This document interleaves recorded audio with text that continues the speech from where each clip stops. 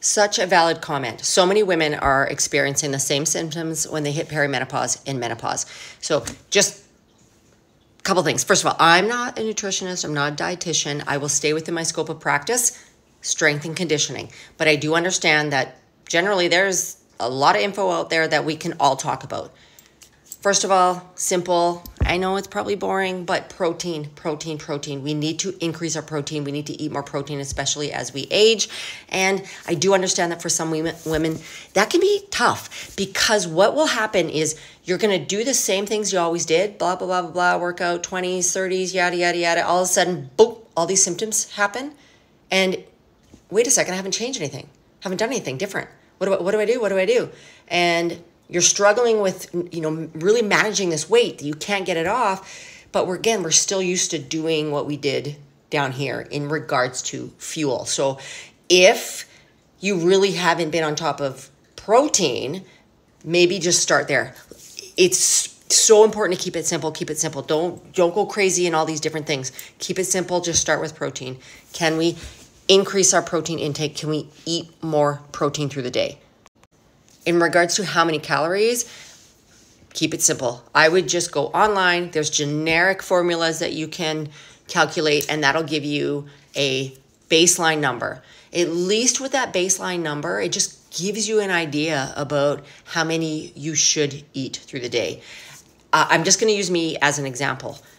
If I was just to go into one of these formulas, generic formulas, put my age in, put my sex in, yada, yada, yada, pretty generic.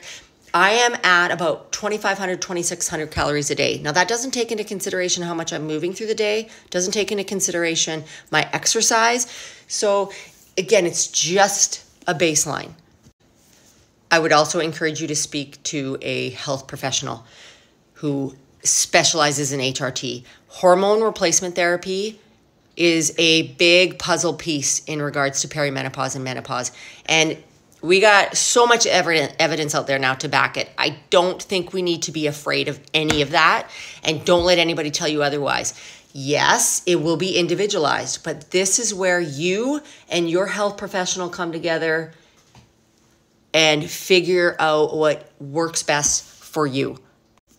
We just have to remember that women, once they hit perimenopause or menopause and they start struggling with that extra weight gain, again, it is valid. Please do not let anybody tell you that it's bullshit and that doesn't happen.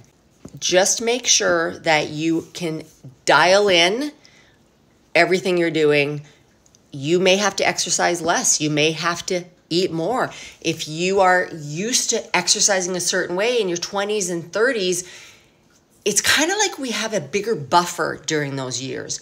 And then once hormones change, that buffer gets less and less and less. And then we really have to look at the activity level. We have to look at how we are exercising. Are we appropriately dosing cardio? Are we efficiently strength training? Are we lifting heavy enough load? What is our intensity level like? Are we resting enough during training so we can lift heavier loads? So don't exercise more and eat less during this time. That is not what you do.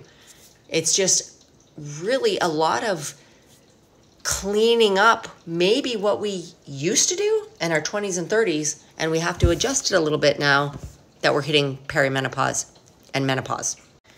No matter what, this is valid. This concern is valid. Symptoms happen. It's not in your head.